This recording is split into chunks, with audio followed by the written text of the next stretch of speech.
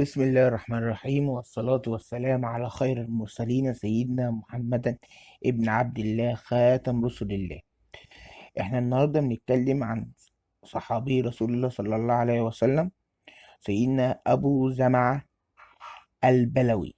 سيدنا أبو زمعة البلوي ده صحابي من أصحاب رسول الله صلى الله عليه وسلم، من أهل المدينة، مدني، وكان من أحد الصحابة الذين بايعوا الرسول تحت الشجرة. تمام. ما نعرفش معلومات عن الصحابة، يعني عن الصحابة ده، صحابي ده ما نعرفش عنه معلومات كتيرة. من أولاده، من أمه، بس نعرف إن هو أبوه اسمه عبيد الله ابن أرقم البلوي. طيب، عاش فين؟ طيب حياته إيه في المدينة؟ ما فيش أي معلومات. كل المعلومات اللي عندنا اللي هو صحابي رسول الله صلى الله عليه وسلم استشهد في سنة 34 هجريا في الغزوات الإسلامية لأفريقيا. يعني كان في الغزوات اللي قامت في أفريقيا مع سيدنا معاوية ابن حريش، أو ابن حديج تحديدا، يعني سيدنا معاوية ابن حديج. واستشهد في وهم بيحاربوا الجيوش الرومانية والبيزنطية على حدود مدينة القيروان قبل ما تتأسس، وكان اسمها الجلولة. تمام. دي معلومات عن الصحابي فقط لا غير. احنا عندنا المعلومات، وانا يعني مكتوبة عندي قدامي اهوت، عاملها على الوورد، اني وبرضو في موقع فاتحينها قدام عينينا اهي، ان الصحابي من اصحاب الشجرة اللي بايع الرسول صلى الله عليه وسلم تحت الشجرة، واستشهد سنة 34 هجريا في الفتوحات الإسلامية. تمام. واستشهد جنب مدينة القيروان على بعد 30 كيلو منها،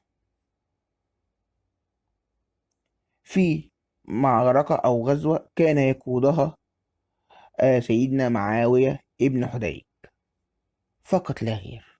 في أكتر من كده ما عندناش. بس قال لك لما توفي بقى في قيروان في تونس، أهالي قيروان عملوا له ضريح. أهالي قيروان عملوا له مقام. تمام. بيقولوا المقام ده بني في عهد واحد اسمه حمودة باشا المراضي سنة 1072 هجريا، يعني في حدود 1661 62 63، في حدود الفترة دي.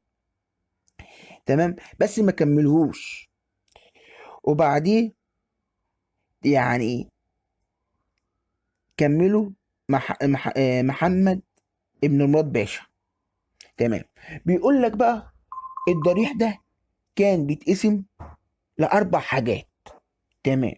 أول حاجة الضريح بتاع سيدنا أبو زمعة البلوي كان بيتكون من ثلاث حاجات أو أربع حاجات. أول حاجة المخزن، وده مكان بيتحط فيه الحاجة، بيحفظ فيه الحاجة وبيعينوا فيه الحاجة وبيخزنوها. بعد كده العلي، والعلي ده مكان في الدور التاني بيحضر فيه بقى البشوات والبكوات والقيادات والحكام وأصحاب النفوس، ويقعدوا فيه ويستريحوا ويزوروا المقام. تمام. في بقى المدرسة، وهي دي المدرسة بقى ايه التعليمية اللي بتعلم الأولاد كل حاجة. تمام. دي مدرسة موجودة، آه بيصلوا فيها وبيعملوا فيها الحضرة، وتعلم يعني المدارس الشرعية والمدارس الفقهاء الأربعة، زي سيدنا مثلا ابن حنبل وأبي حنيفة والمالكي والشافعي. تمام. بعد كده بقى تيجي الزاوية اللي فيها بقى الضريح،